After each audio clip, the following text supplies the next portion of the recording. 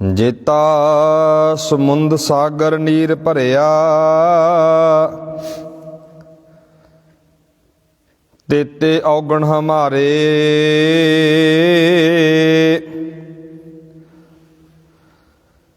ਦਇਆ ਕਰੋ ਕਿਛ ਮਿਹਰ ਉਪਾਵੋ,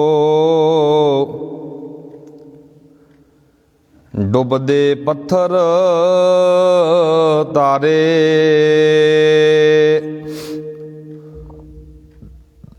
ਧੰਨ ਵਾਹਿਗੁਰੂ ਸਾਹਿਬ ਜੀ। ਸ਼ਲੋਕ। ਕਾਰਨ ਕਾਰਨ ਪ੍ਰਭ ਏਕ ਹੈ, ਦੂਸਰ ਨਾਹੀ ਕੋਏ। ਨਾਨਕ ਤਿਸ ਬਲਿਹਾਰਣੈ, ਜਲ ਥਲ ਮਹੀਅਲ ਸੋਏ। ਅਸ਼ਟਪਦੀ।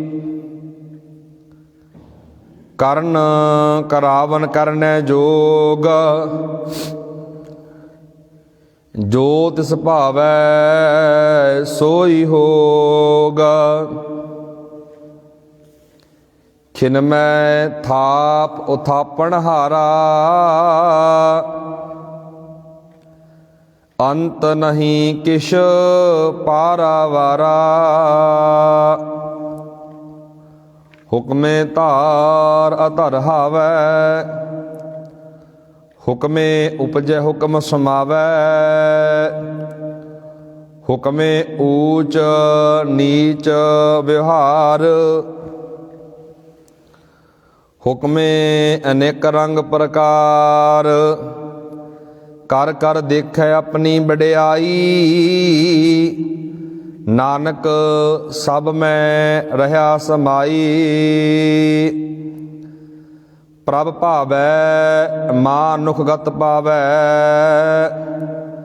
ਪ੍ਰਭ ਭਾਵੈ ਤਾ ਪਾਥਰ ਤਰਾਵੈ।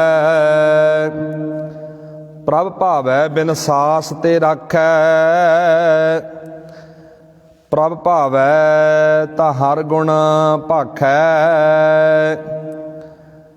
ਪ੍ਰਭ ਭਾਵੈ ਤਾ ਪਤਿਤ ਉਧਾਰੈ, ਆਪ ਕਰੈ ਆਪਨ ਵਿਚਾਰੈ। ਦੋਹਾਂ ਸਿਰਿਆਂ ਕਾ ਆਪ ਸੁਆਮੀ,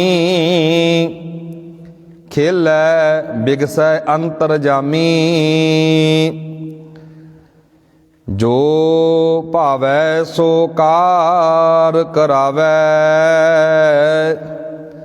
ਨਾਨਕ ਦ੍ਰਿਸ਼ਟੀ ਅਵਰ ਨ ਆਵੈ। ਕਹੋ ਮਨੁੱਖ ਤੇ ਕਿਆ ਹੋਏ ਆਵੈ, ਜੋ ਤਿਸ ਭਾਵੈ ਸੋਈ ਕਰਾਵੈ। ਇਸ ਕੈ ਹਾਥ ਹੋਏ ਤਾ ਸਭ ਕਿਛ ਲੇ, ਜੋ ਤਿਸ ਭਾਵੈ ਸੋਈ ਕਰੇ। ਅਨਜਾਨਤ ਵਿਖਿਆ ਮੈਂ ਰਚੈ,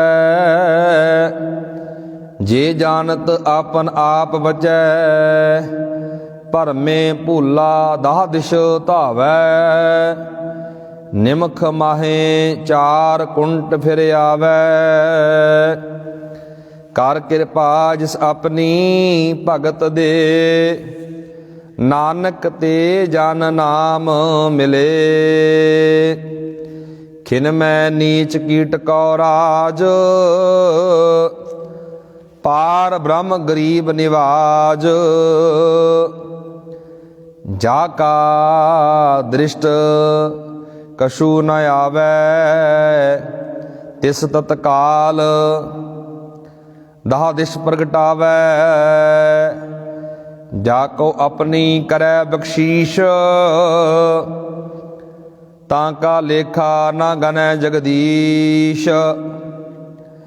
ਜੀਉ ਪਿੰਡ ਸਭ ਤਿਸ ਕੀ ਰਾਸ, ਘਟ ਘਟ ਪੂਰਨ ਬ੍ਰਹਮ ਪ੍ਰਗਾਸ।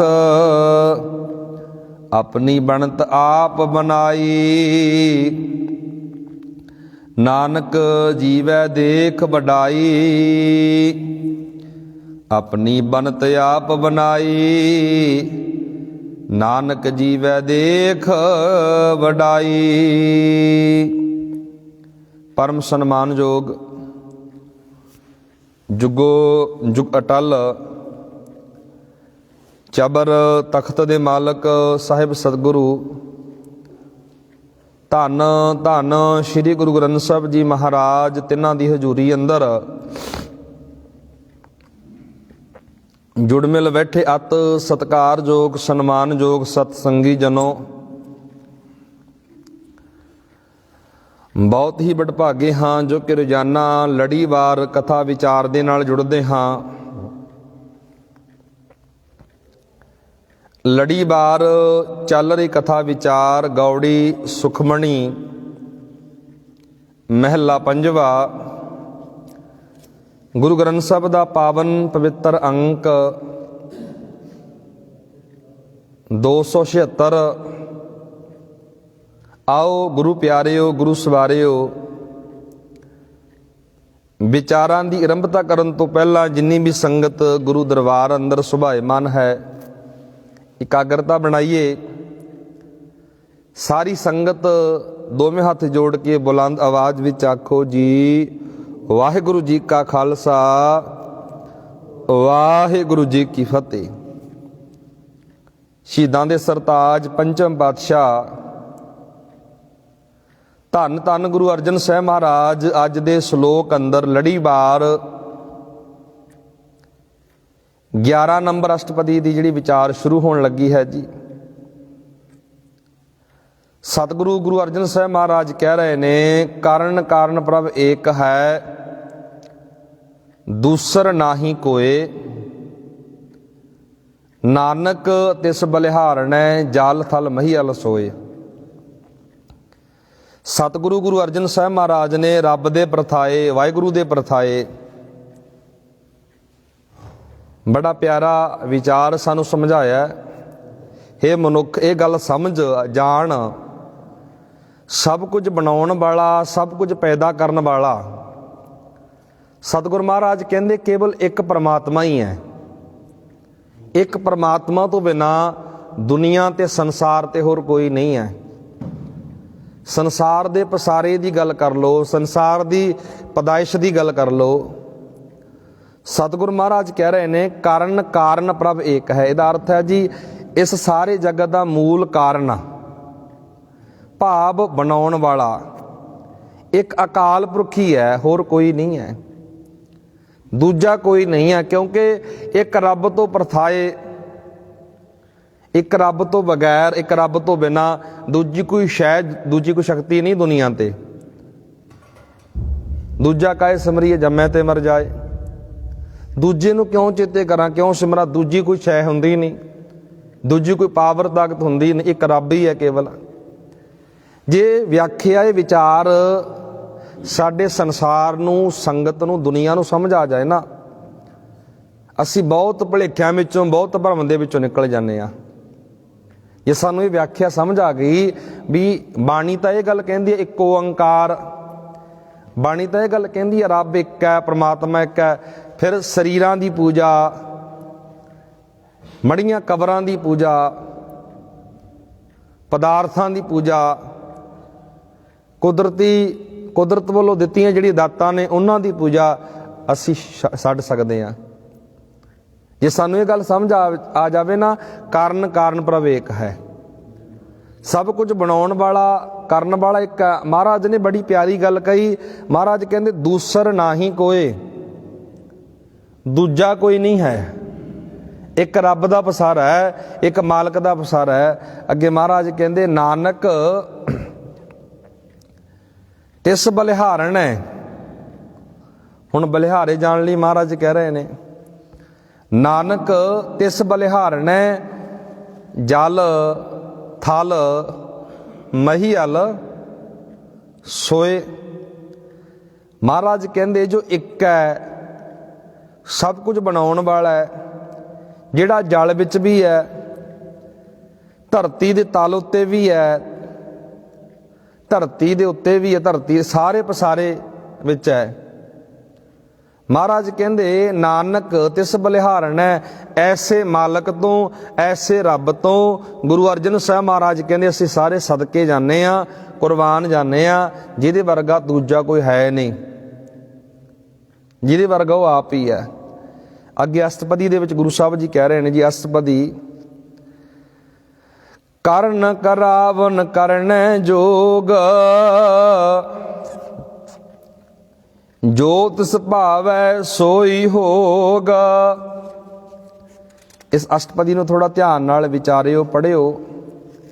ਖਾਸ ਕਰਕੇ ਮਾਤਾਵਾਂ ਭੈਣਾਂ ਇਸ ਬਾਣੀ ਨੂੰ ਪੜ੍ਹਦੀਆਂ ਨੇ। ਸਭ ਤੋਂ ਵੱਡੀ ਗੱਲ ਹੈ, ਜ਼ਰੂਰੀ ਹੈ ਕਿ ਸਾਨੂੰ ਬਾਣੀ ਦੇ ਭਾਵ ਦਾ, ਬਾਣੀ ਦੇ ਅਰਥਾਂ ਦਾ ਪਤਾ ਲੱਗ ਜਾਵੇ। ਪਾਤਸ਼ਾਹ ਜੀ ਕਹਿ ਰਹੇ ਨੇ, ਪ੍ਰਭੂ ਸਭ ਕੁਝ ਕਰਨ ਦੀ ਸਮਰੱਥਾ ਰੱਖਦਾ ਹੈ। ਬੰਦੇ ਦੀ ਕੋਈ ਸਮਰੱਥਾ ਹੁੰਦੀ ਹੈ ਕੰਮ ਕਰਨ ਦੀ। ਆਪਾਂ 8 ਘੰਟੇ ਕੰਮ ਕਰ ਲਵਾਂਗੇ, 6 ਘੰਟੇ ਕੰਮ ਕਰ ਲਵਾਂਗੇ, ਆਪਣੀ ਸਮਰੱਥਾ ਇੰਨੀ ਕੁ ਹੈ। ਇੱਥੇ ਸਤਿਗੁਰੂ ਮਹਾਰਾਜ ਕਹਿੰਦੇ ਰੱਬ ਅੰਦਰ ਇੰਨੀ ਸਮਰੱਥਾ ਨਾ, ਬਹੁਤ ਕੁਝ ਕਰ ਸਕਦਾ ਉਹ। ਜੀਆਂ ਨੂੰ ਕੰਮ ਕਰਨ ਲਈ ਪ੍ਰੇਰਨ ਜੋਗਾ ਹੀ ਵੀ ਉਹ ਆਪ ਹੈ। ਉਹੀ ਕੁਝ ਹੁੰਦਾ ਹੈ ਜੋ ਉਸ ਨੂੰ ਚੰਗਾ ਲੱਗਦਾ ਹੈ। ਇਹ ਆਪਾਂ ਪਹਿਲਾ ਜਿਹੜਾ ਬੰਦ ਵਿਚਾਰ ਰਹੇ ਹਾਂ ਜੀ, ਸਤਿਗੁਰੂ ਮਹਾਰਾਜ ਕਹਿ ਰਹੇ ਨੇ, ਕਾਰਨ ਪ੍ਰਭ ਕਰਨ ਕਰਾਵਨ ਕਰਨੈ ਜੋਗ, ਜੋ ਤਿਸ ਭਾਵੈ ਸੋਈ ਹੋਗ। ਜਿਹੜੀ ਗੱਲ, ਜਿਹੜਾ ਕੰਮ ਉਹਨੂੰ ਭਾ ਜਾਂਦਾ, ਉਹ ਦੁਨੀਆ ਤੇ ਸੰਸਾਰ ਤੇ ਕੰਮ ਹੋ ਰਿਹਾ ਹੈ। ਕਰਾਉਣ ਵਾਲਾ ਵੀ ਕੋਈ ਹੈ। ਅੱਗੇ ਮਹਾਰਾਜ ਕਹਿ ਰਹੇ ਨੇ, ਖਿਨ ਮੈਂ ਥਾਪ ਉਹ ਥਾਪਣਹਾਰਾ। ਅੱਗੇ ਮਹਾਰਾਜ ਕਹਿੰਦੇ, ਅੰਤ ਨਹੀਂ ਕਿਛ ਪਾਰਾਵਾਰਾ। ਖਿਨ ਦਾ ਅਰਥ ਹੁੰਦਾ ਜੀ ਅੱਖ ਝਮਕਣ ਜਿੰਨਾ ਸਮਾਂ। ਖਿਨ ਦੇ ਵਿੱਚ, ਪਲ ਦੇ ਵਿੱਚ ਥਾਪ ਵੀ ਦਿੰਦਾ। ਸਤਿਗੁਰੂ ਮਹਾਰਾਜ ਕਹਿੰਦੇ ਖਿਨ ਦੇ ਵਿੱਚ। ਪਾਤਸ਼ਾਹ ਜੀ ਕਹਿ ਰਹੇ ਨੇ, ਸ੍ਰਿਸ਼ਟੀ ਨੂੰ ਆਪਣੇ ਹੁਕਮ ਵਿੱਚ ਪੈਦਾ ਕਰਕੇ। ਪਾਤਸ਼ਾਹ ਜੀ ਕਹਿ ਰਹੇ ਨੇ, ਅੱਖ ਦੇ ਫੋਰ ਵਿੱਚ ਜਗਤ ਨੂੰ ਪੈਦਾ ਕਰਕੇ ਨਾਸ਼ ਕਰਨ ਵਾਲਾ ਵੀ ਉਹੀ ਹੈ। ਖਿਨ ਦੇ ਵਿੱਚ ਸੰਸਾਰ ਨੂੰ ਪੈਦਾ ਕਰ ਦਿੱਤਾ, ਖਿਨ ਦੇ ਵਿੱਚ ਸੰਸਾਰ ਨੂੰ ਖਤਮ ਵੀ ਉਹ ਕਰ ਦਿੰਦਾ। ਪਾਤਸ਼ਾਹ ਜੀ ਕਹਿ ਰਹੇ ਨੇ, ਉਸ ਦੀ ਤਾਕਤ ਦਾ ਕੋਈ ਹੱਦ ਬੰਨਾ ਨਹੀਂ, ਅੰਦਾਜ਼ਾ ਨਹੀਂ ਹੈ। ਮੈਂ ਪਹਿਲਾਂ ਗੱਲ ਕਰ ਦਿੱਤੀ ਵੀ ਅਸੀਂ ਕਿਸੇ ਚੀਜ਼ ਦਾ ਅੰਦਾਜ਼ਾ ਲਾਉਂਦੇ ਹਾਂ ਵੀ ਇੰਨੀ ਤਾਕਤ ਹੈ, ਇੰਨੀ ਸਮਰੱਥਾ ਇਹਦੀ, ਇੰਨਾ ਕੁਝ ਖਾਵੇਗਾ, ਇੰਨਾ ਕੁਝ ਪੀਵੇਗਾ। ਪਰ ਰੱਬ ਦੀ ਤਾਕਤ ਦਾ, ਰੱਬ ਦੇ ਬਲ ਦਾ, ਰੱਬ ਦੇ ਤਾਣ ਦਾ ਕੋਈ ਹੱਦ ਬੰਨਾ ਨਹੀਂ। ਉਹ ਤਾਂ ਖਿਨ ਵਿੱਚ ਬਣਾ ਵੀ ਦਿੰਦਾ ਤੇ ਢਾਹ ਵੀ ਦਿੰਦਾ, ਉਹਦੀ ਮਰਜ਼ੀ ਹੈ। ਅੱਗੇ ਗੁਰੂ ਅਰਜਨ ਸਾਹਿਬ ਜੀ ਸਮਝਾ ਰਹੇ ਨੇ ਇਸ ਅਸ਼ਟਪਦੀ ਦੇ ਅੰਦਰ, ਹੁਕਮੈ ਧਾਰ ਅਧਰ ਰਹਾਵੈ, ਹੁਕਮੇ ਉਪਜੈ ਹੁਕਮ ਸਮਾਵੈ। ਸਤਿਗੁਰ ਮਹਾਰਾਜ ਕਹਿੰਦੇ ਸ੍ਰਿਸ਼ਟੀ ਨੂੰ ਆਪਣੇ ਹੁਕਮ ਵਿੱਚ ਪੈਦਾ ਕਰਕੇ, ਰੱਬ ਦੀ ਵਡਿਆਈ ਵੇਖੋ ਕਿੱਡੀ ਵੱਡੀ ਹੈ। ਗੁਰੂ ਅਰਜਨ ਸਾਹਿਬ ਮਹਾਰਾਜ ਕਹਿੰਦੇ ਸ੍ਰਿਸ਼ਟੀ ਨੂੰ, ਸੰਸਾਰ ਨੂੰ, ਰਚਨਾ ਨੂੰ ਆਪਣੇ ਹੁਕਮ ਦੇ ਵਿੱਚ ਪੈਦਾ ਕਰਕੇ ਬਿਨਾਂ ਆਸਰੇ ਟਿਕਾ ਕੇ ਰੱਖਿਆ ਹੋਇਆ ਹੈ। ਆ ਸੰਸਾਰ ਨੂੰ, ਜਗਤ ਨੂੰ ਉਸ ਮਾਲਕ ਨੇ ਹੁਕਮ ਦੇ ਵਿੱਚ ਟਿਕਾਇਆ ਹੋਇਆ ਹੈ। ਇੱਥੇ ਦੁਨੀਆ ਅੰਦਰ ਬਹੁਤ ਭੁਲੇਖਾ ਭਰਮ ਪਖੰਡ ਫੈਲਾਇਆ ਗਿਆ। ਜਪਜੀ ਸਾਹਿਬ ਦੀ ਬਾਣੀ ਅੰਦਰ ਇੱਕ ਬਚਨ ਪੜ੍ਹਦੇ ਹਾਂ ਜੀ, ਧੌਲ ਧਰਮ ਦਇਆ ਕਾ ਪੂਤ। ਜਿਹੜੇ ਵੀਰ ਬਾਣੀ ਪੜ੍ਹਦੇ ਨੇ, ਅਰਥਾਂ ਨੂੰ ਸਮਝਦੇ ਨੇ, ਉਹਨਾਂ ਦੇ ਗੱਲ ਛੇਤੀ ਪਕੜ ਵਿੱਚ ਆ ਜਾਂਦੀ ਹੈ। ਹੁਣ ਸਾਨੂੰ ਇਹ ਸਦੀਆਂ ਤੋਂ ਗੱਲ ਸੁਣਦੇ ਆ ਰਹੇ ਅਸੀਂ ਵੀ ਵੇਖੋ ਜੀ ਧਰਤੀ ਥੱਲੇ ਇੱਕ ਬਲਦ ਖੜਾ, ਬਲਦ ਦੇ ਆਸਰੇ ਸਾਰੀ ਧਰਤੀ ਖੜੀ ਹੈ। ਬਾਬੇ ਨਾਨਕ ਨੇ ਬੜਾ ਤਰਕ ਕੀਤਾ, ਸਵਾਲ ਕੀਤਾ ਇਸ ਮਿੱਥ ਤੇ। ਸਤਿਗੁਰ ਮਹਾਰਾਜ ਕਹਿੰਦੇ ਭਾਈ ਧਰਮ ਰੂਪੀ ਬਲਦ, ਨਿਯਮ, ਇੱਕ ਨਿਯਮ ਦੇ ਤਹਿਤ, ਇੱਕ ਹੁਕਮ ਦੇ ਤਹਿਤ ਇਹ ਸਭ ਕੁਝ ਚੱਲ ਰਿਹਾ।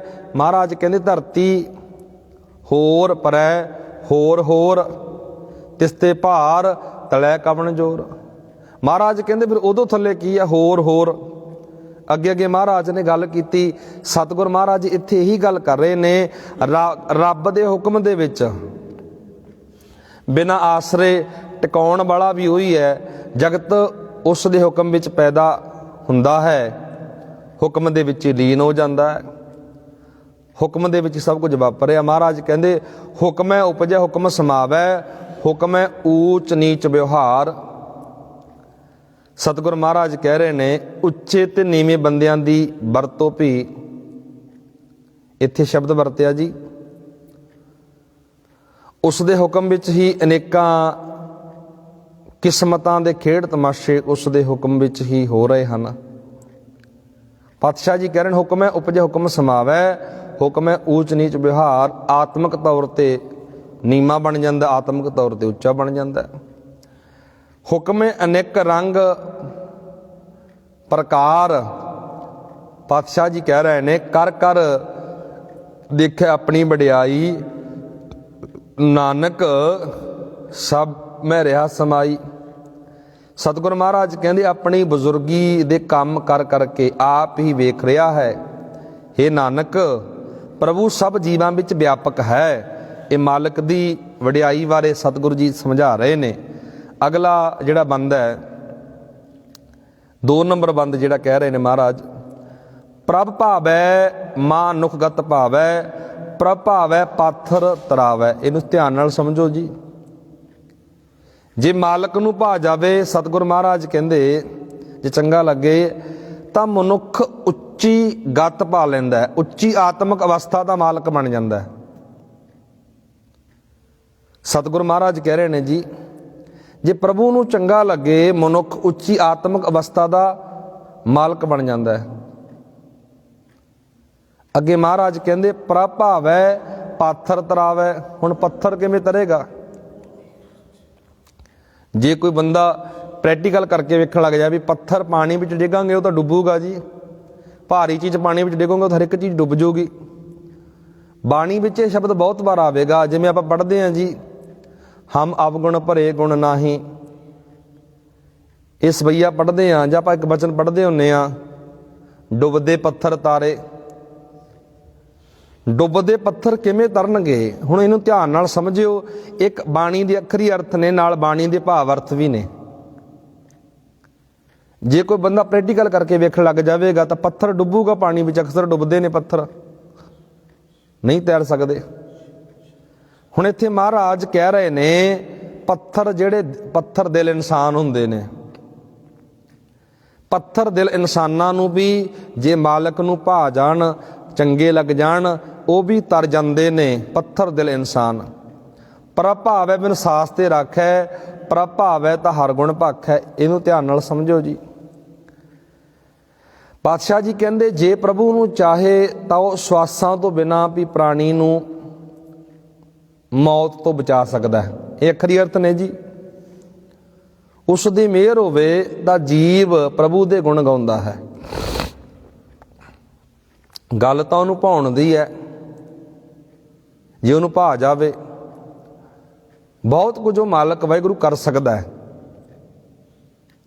ਆਤਮਿਕ ਤੌਰ ਤੇ ਡਿੱਗਣ ਨੂੰ ਬਚਾ ਸਕਦਾ ਹੈ, ਆਤਮਿਕ ਮੌਤ ਤੋਂ ਸਾਨੂੰ ਬਚਾ ਸਕਦਾ ਹੈ ਜੇ ਮਾਲਕ ਨੂੰ ਭਾ ਜਾਵੇ। ਅੱਗੇ ਮਹਾਰਾਜ ਸਤਿਗੁਰੂ ਜੀ ਕਹਿ ਰਹੇ ਨੇ ਜੀ ਪ੍ਰਭ ਭਾਵੈ ਤਾਂ ਪਤਿਤ ਉਧਾਰੈ, ਆਪ ਕਰੈ ਆਪਨ ਵਿਚਾਰੈ। ਜੇ ਉਸ ਮਾਲਕ ਨੂੰ ਭਾ ਜਾਵੇ, ਅਕਾਲ ਪੁਰਖ ਨੂੰ ਭਾ ਜਾਵੇ, ਉਹਦੀ ਰਜਾ ਹੋਵੇ, ਗਿਰੇ ਹੋਏ ਜਿਹੜੇ ਪਤਿਤ ਬੰਦੇ ਨੇ, ਬੇਕਾਰਾਂ ਵਿੱਚ ਡਿੱਗੇ ਹੋਏ ਬੰਦੇ, ਸਤਿਗੁਰ ਮਹਾਰਾਜ ਕਹਿੰਦੇ ਉਹਨਾਂ ਨੂੰ ਵੀ ਮਾਲਕ ਤਾਰ ਦਿੰਦਾ ਹੈ। ਆਪ ਕਰੇ ਆਪਨ ਵਿਚਾਰੈ, ਆਪ ਕਰੇ। ਸਤਿਗੁਰ ਮਹਾਰਾਜ ਕਹਿ ਰਹੇ ਨੇ ਆਪ ਹੀ ਉਹਨਾਂ ਬੇਕਾਰਾਂ ਵਿੱਚ ਡਿੱਗੇ ਬੰਦਿਆਂ ਨੂੰ ਬਚਾ ਲੈਂਦਾ। ਅੱਗੇ ਮਹਾਰਾਜ ਕਹਿ ਰਹੇ ਨੇ ਦੋਹਾਂ ਸਿਰਿਆਂ ਕਾ ਆਪ ਸੁਆਮੀ, ਖੇਲੈ ਵਿਕਸੈ ਅੰਤਰ ਜਾਮੀ। ਦੋਹਾਂ ਸਿਰਿਆਂ ਦਾ ਸਤਿਗੁਰੂ ਜੀ ਕਹਿ ਰਹੇ ਨੇ ਜੀ ਪ੍ਰਭੂ ਆਪ ਹੀ ਲੋਕ ਪਰਲੋਕ ਦਾ ਮਾਲਕ ਹੈ। ਉਹ ਸਭ ਦੇ ਦਿਲਾਂ ਦੀ ਜਾਣਨ ਵਾਲਾ ਹੈ। ਜਗਤ ਖੇਡ ਖੇਡਦਾ ਹੈ ਤੇ ਇਸ ਖੇਡ ਨੂੰ ਵੇਖ ਕੇ ਖੁਸ਼ ਹੁੰਦਾ ਹੈ। ਉਹ ਖੇਡ ਖਿਡਾ ਰਿਹਾ ਉਹ ਮਾਲਕ ਵਾਹਿਗੁਰੂ। ਅੱਗੇ ਸਤਿਗੁਰੂ ਜੀ ਕਹਿ ਰਹੇ ਨੇ ਖੇਲੈ ਵਿਕਸੈ ਅੰਤਰ ਜਾਮੀ। ਅੱਗੇ ਸਤਿਗੁਰੂ ਜੀ ਸਮਝਾ ਰਹੇ ਨੇ ਜੋ ਭਾਵੈ ਸੋ ਕਾਰ ਕਰਾਵੈ, ਨਾਨਕ ਦ੍ਰਿਸ਼ਟੀ ਅਵਰ ਨ ਆਵੈ। ਅਖੀਰ ਦੇ ਵਿੱਚ ਕਹਿ ਰਹੇ ਨੇ ਜੋ ਉਸ ਨੂੰ ਚੰਗਾ ਲੱਗਦਾ ਉਹ ਕੰਮ ਕਰਾ ਰਿਹਾ ਹੈ। हे ਨਾਨਕ ਉਸ ਵਰਗਾ ਕੋਈ ਹੋਰ ਨਹੀਂ ਦਿਸਦਾ। ਉਸ ਮਾਲਕ ਵਰਗਾ, ਰੱਬ ਵਰਗਾ, ਪਰਮਾਤਮਾ ਵਰਗਾ ਕੋਈ ਹੋਰ ਨਹੀਂ ਹੈ। ਉਹ ਸੰਸਾਰ ਦੇ ਪਸਾਰੇ ਨੂੰ ਇਸ ਤਰ੍ਹਾਂ ਚਲਾ ਰਿਹਾ ਹੈ। ਕਹੋ ਮਨੁੱਖ ਤੇ ਕਿਆ ਹੋਏ ਆਵੈ, ਜੋ ਤਿਸ ਭਾਵੈ ਸੋਈ ਕਰਾਵੈ। ਮਹਾਰਾਜ ਨੇ, ਗੁਰੂ ਅਰਜਨ ਸਾਹਿਬ ਜੀ ਕਹਿੰਦੇ, ਦੱਸੋ ਮਨੁੱਖ ਪਾਸੋਂ ਆਪਣੇ ਆਪ ਕਿਹੜਾ ਕੰਮ ਹੋ ਸਕਦਾ ਹੈ? ਸਾਡੇ ਅੰਦਰ ਜਿਹੜੀ ਸੱਤਾ ਕੰਮ ਕਰਦੀ ਹੈ, ਸਾਡੇ ਅੰਦਰ ਜਿਹੜੀ ਐਨਰਜੀ ਕੰਮ ਕਰਦੀ ਹੈ, ਉਹ ਕਿਹਦੀ? ਪਰਮਾਤਮਾ ਦੀ ਹੈ ਜੀ। ਰੱਬ ਦੀ ਸੱਤਾ ਕੰਮ ਕਰਦੀ ਹੈ। ਜੋ ਪ੍ਰਭੂ ਨੂੰ ਚੰਗਾ ਲੱਗਦਾ ਉਹ ਜੀਵ ਪਾਸੋਂ ਕਰਾਉਂਦਾ ਹੈ। ਇਹ ਅਖਰੀ ਅਰਥ ਆਪਾਂ ਨਾਲ ਥੋੜਾ ਥੋੜਾ ਭਾਵ ਵੇਖਦੇ ਹਾਂ ਜੀ। ਕਹੋ ਮਨੁੱਖ ਤੇ ਕਿਆ ਹੋਏ ਆਵੈ, ਜੋ ਤਿਸ ਭਾਵੈ ਸੋਈ ਕਰਾਵੈ। ਜੋ ਉਹਨੂੰ ਭਾਉਂਦਾ ਹੈ, ਜੋ ਉਹਨੂੰ ਪਤਾ ਚੰਗਾ ਲੱਗਦਾ ਹੈ। ਇਸ ਕੈ ਹਾਥ ਹੋਏ ਤਾਂ ਸਭ ਕੁਛ ਲੈ, ਜੋ ਤਿਸ ਭਾਵੈ ਸੋਈ ਕਰੇ। ਸਤਿਗੁਰ ਮਹਾਰਾਜ ਕਹਿੰਦੇ ਇਸ ਮਨੁੱਖ ਦੇ ਵੱਸ ਹੋਵੇ ਤਾਂ ਹਰੇਕ ਚੀਜ਼ ਸਾਂਭ ਲਵੇ, ਪਰ ਪ੍ਰਭੂ ਉਹੀ ਕੁਝ ਕਰਦਾ ਹੈ ਜੋ ਉਸ ਨੂੰ ਭਾਉਂਦਾ ਹੈ। ਜੇ ਮਨੁੱਖ ਦੇ ਹੱਥ ਵਿੱਚ ਕੁਝ ਹੋਵੇ ਨਾ, ਮਨੁੱਖ ਬੰਦਾ ਤਾਂ ਬਹੁਤ ਕੁਝ ਕਰ ਲਵੇ, ਪਰ ਸਾਡੇ ਹੱਥ ਕੀ ਹੈ ਜੀ? ਅਸੀਂ ਤਾਂ ਨਿਯਮ ਦੇ ਬੱਧੇ ਹੋਏ ਚੱਲ ਰਹੇ ਹਾਂ। ਸਾਡੇ ਹੱਥ ਵਿੱਚ ਥੋੜਾ ਕੁਝ ਹੈ। ਅੱਗੇ ਸਤਿਗੁਰ ਮਹਾਰਾਜ ਸਮਝਾ ਰਹੇ ਨੇ ਜੀ ਅਗਲੀਆਂ ਪੰਕਤੀਆਂ ਅੰਦਰ। ਸਤਿਗੁਰੂ ਜੀ ਕਹਿ ਰਹੇ ਨੇ, 3 ਨੰਬਰ ਬੰਦ ਆਪਾਂ ਵਿਚਾਰ ਰਹੇ ਹਾਂ ਜੀ। ਅਨਜਾਨਤ ਵਿਖਿਆ ਮੈਂ ਰਚੈ, ਜੇ ਜਾਣਤ ਆਪਨ ਆਪ ਬਚੈ। ਮੂਰਖਤਾ ਦੇ ਕਾਰਨ ਮਨੁੱਖ ਮਾਇਆ ਦੇ ਵਿੱਚ ਰੁੱਝ ਜਾਂਦਾ ਹੈ। ਜੇ ਸਮਝ ਵਾਲਾ ਹੋਵੇ ਤਾਂ ਆਪਣੇ ਆਪ ਨੂੰ ਇਸ ਤੋਂ ਬਚਾ ਵੀ ਸਕਦਾ ਹੈ। ਅਨਜਾਨਤ, ਜਾਣਦਾ ਵੀ ਹੈ, ਜਾਣਦਾ ਹੋਇਆ ਅਣਜਾਣ ਬਣ ਜਾਂਦਾ ਹੈ। ਵਿਖਿਆ ਦਾ ਅਰਥ ਹੈ ਜ਼ਹਿਰ, ਮਾਇਆ। ਪਤਾ ਹੈ ਵੀ ਇਸ ਜ਼ਹਿਰ ਨੇ, ਇਸ ਵਿਖਿਆ ਨੇ, ਇਸ ਮਾਇਆ ਨੇ ਮੇਰੀ ਜ਼ਿੰਦਗੀ ਬਰਬਾਦ ਕਰਨੀ ਹੈ, ਪਰ ਜਾਣ ਬੁੱਝ ਕੇ ਉਹਦੇ ਵਿੱਚ ਲੱਗ ਜਾਂਦਾ ਹੈ। ਜੇ ਜਾਣਤ ਆਪਨ ਆਪ ਬਚੈ, ਭਰਮੇ ਭੂਲਾ ਦਾਹ ਦਿਸ ਧਾਵੈ। ਨਿਮਖ ਮਾਹੇ 4 ਕੁੰਟ ਫਿਰ ਆਵੈ। ਭੁਲੇਖੇ ਵਿੱਚ ਪਿਆ ਹੋਇਆ ਮਨੁੱਖ, ਮਹਾਰਾਜ ਕਹਿੰਦੇ 10 ਕੁੰਟਾ ਹਰ ਪਾਸੇ ਘੁੰਮਿਆਉਂਦਾ। ਨਿਮਖ ਮਾਏ 4 ਕੁੰਟ ਫਿਰ ਆਵੈ। ਨਿਮਖ ਦੇ ਵਿੱਚ, ਅੱਖ ਝਮਕਣ ਦੇ ਸਮੇਂ ਵਿੱਚ ਹੀ ਪਤਾ ਨਹੀਂ ਕਿੰਨਾ ਕੁ ਭਟਕਣਾ ਵਿੱਚ ਪੈ ਗਿਆ। ਕਰ ਕਿਰਪਾ ਜਿਸ ਆਪਣੀ ਭਗਤ ਦੇ, ਨਾਨਕ ਤੇ ਜਨ ਨਾਮ ਮਿਲੇ। ਗੁਰੂ ਅਰਜਨ ਸਾਹਿਬ ਮਹਾਰਾਜ ਕਹਿੰਦੇ ਜਿਹਦੇ ਉੱਤੇ ਉਹ ਟੁੱਟ ਜਾਂਦਾ ਹੈ, ਕਿਰਪਾ ਕਰ ਦਿੰਦਾ ਹੈ। ਕਰ ਕਿਰਪਾ, ਕਿਰਪਾ ਕਰ। ਜਿਸ ਨੂੰ ਕਿਰਪਾ ਕਰਕੇ ਆਪਣੀ ਭਗਤੀ ਦੇ ਦਿੱਤੀ, ਆਪਣਾ ਨਾਮ ਦੇ ਦਿੱਤਾ। ਨਾਨਕ ਤੇ ਜਨ ਨਾਮ ਮਿਲੇ। ਪਾਤਸ਼ਾਹ ਜੀ ਅਖੀਰ ਦੇ ਵਿੱਚ ਇਹੀ ਗੱਲ ਕਹਿ ਰਹੇ ਨੇ ਜੀ ਇਸ ਪੰਕਤੀ ਬੰਦ ਅੰਦਰ। ਪ੍ਰਭੂ ਮਿਹਰ ਕਰੇ ਜਿਸ ਮਨੁੱਖ ਨੂੰ ਆਪਣੀ ਭਗਤੀ ਬਖਸ਼ਦਾ ਹੈ। ਹੇ ਨਾਨਕ, ਉਹ ਮਨੁੱਖ ਨਾਮ ਵਿੱਚ ਟਿਕੇ ਰਹਿੰਦੇ ਨੇ। ਭਗਤੀ ਨਾਲ ਉਹਨਾਂ ਦਾ ਮਨ ਟਿਕ ਜਾਂਦਾ, ਥਿਰ ਹੋ ਜਾਂਦਾ ਹੈ। ਖਿਨ ਮੈਂ ਨੀਚ ਕੀਟ ਕੋ ਰਾਜ, ਪਾਰ ਬ੍ਰਹਮ ਗਰੀਬ ਨਿਵਾਜ। ਖਿਨ ਵਿੱਚ ਪ੍ਰਭੂ ਕੀੜੇ ਵਰਗੇ ਨੀਵੇਂ ਮਨੁੱਖ ਨੂੰ ਰਾਜ ਦਿੰਦਾ ਹੈ। ਪ੍ਰਭੂ ਗਰੀਬਾਂ ਉੱਤੇ ਮਿਹਰ ਕਰਨ ਵਾਲਾ ਹੈ। ਇੱਥੇ ਮਹਾਰਾਜ ਨੇ ਸ਼ਬਦ ਵਰਤਿਆ ਜੀ, ਖਿਨ ਮੈਂ ਨੀਚ ਕੀਟ ਕੋ ਰਾਜ। ਪਤਾ ਨਹੀਂ ਇੱਥੇ ਕੀ ਕੁਝ ਵਾਪਰ ਜਾਂਦਾ ਜੀ। ਜਿਹਨੂੰ ਦੁਨੀਆ ਨੇ ਨੀਵਾਂ ਕਿਹਾ, ਦੁਰਕਾਰਿਆ, ਫਿਟਕਾਰਿਆ, ਕਈ ਵਾਰ ਉਹ ਬਹੁਤ ਉੱਚੀ ਪਦਵੀ ਪਾ ਲੈਂਦਾ ਹੈ। ਸਤਿਗੁਰ ਮਹਾਰਾਜ ਦਾ ਇੱਕ ਬਚਨ ਪੜ੍ਹਦੇ, ਜਿਸ ਨੀਚ ਕੋ ਕੋਏ ਨਾ ਜਾਣੈ, ਨਾਮ ਜਪ ਤੋਂ ਚੌਂਕੁਟ ਮੰਨੈ। ਜਿਹਨੂੰ ਕੋਈ ਜਾਣਦਾ ਨਹੀਂ ਸੀ, ਜਿਹਨੂੰ ਕੋਈ ਪਛਾਣਦਾ ਨਹੀਂ ਸੀ, ਅੱਜ 4 ਕੁੰਟਾਂ ਵੱਲ ਉਹਦੀ ਜੈ ਜੈਕਾਰ ਹੋ ਰਹੀ ਹੈ। ਜਾਣਦੇ ਨੇ ਲੋਕ ਉਹਨੂੰ। ਕਿਉਂ ਜਾਣਦੇ ਨੇ? ਕਿਉਂਕਿ ਨਾਮ ਜਪ ਕੇ ਆਪਣੇ ਜੀਵਨ ਨੂੰ ਉਚਾਈ ਵੱਲ, ਆਪਣੇ ਜੀਵਨ ਨੂੰ ਉੱਚੇ ਪੱਧਰ ਦਾ ਬਣਾ ਲਿਆ, ਵਧੀਆ ਬਣਾ ਲਿਆ। ਉਹ ਮਾਲਕ ਦੀ ਐਸੀ ਰਜਾ ਵਾਪਰਦੀ ਹੈ, ਕਈ ਵਾਰ ਉਹ ਨੀਵਿਆਂ ਨੂੰ, ਕੀੜੇ ਵਰਗੇ ਬੰਦਿਆਂ ਨੂੰ ਵੀ ਰਾਜ ਦੇ ਦਿੰਦਾ ਹੈ।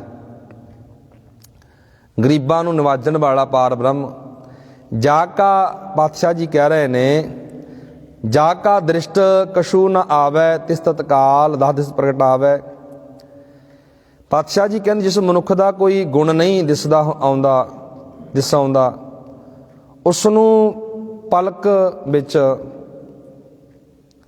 ਦੱਸੀ ਪਾਸੀ ਉਹਦਾ ਨਾਮ ਬਣ ਜਾਂਦਾ, ਉੱਗਾ ਹੋ ਜਾਂਦਾ। ਉਹ ਜਾ ਕੋ ਆਪਣੀ ਕਰੈ ਬਖਸ਼ੀਸ਼, ਤਾਂ ਕਾ ਲੇਖਾ ਨਾ ਗਣੈ ਜਗਦੀਸ਼। ਜਿਹਦੇ ਉੱਤੇ ਉਹ ਮਾਲਕ ਖੁਦ ਕਿਰਪਾ ਕਰ ਦਿੰਦਾ ਹੈ, ਰਹਿਮਤ ਕਰ ਦਿੰਦਾ ਹੈ। ਇਹ ਜਿੰਦ ਤੇ ਸਰੀਰ ਉਸ ਪ੍ਰਭੂ ਦਾ ਦਿੱਤਾ ਹੋਇਆ ਪੂੰਜੀ ਹੈ। ਪਾਤਸ਼ਾਹ ਜੀ ਇੱਥੇ ਇਹੀ ਗੱਲ ਕਹਿ ਰਹੇ ਨੇ ਜੀ ਇਸ ਪਾਵਨ ਪਵਿੱਤਰ ਬਚਨਾਂ ਦੇ ਅੰਦਰ, ਤਾਂ ਕਾ ਲੇਖਾ ਨਾ ਗਣ ਜਗਦੀਸ਼। ਫਿਰ ਉਹਦਾ ਲੇਖਾ ਵੀ ਨਹੀਂ ਗਿਣਿਆ ਜਾਂਦਾ। ਜੀਉ ਪਿੰਡ ਸਭ ਤਿਸ ਕੀ ਰਾਸ, ਘਟ ਘਟ ਪੂਰਨ ਬ੍ਰਹਮਨ ਪ੍ਰਗਾਸ। ਆ ਸਰੀਰ, ਆ ਤਨ ਉਸ ਮਾਲਕ ਦੀ ਦਿੱਤੀ ਹੋਈ ਇੱਕ ਦਾਤ ਹੈ।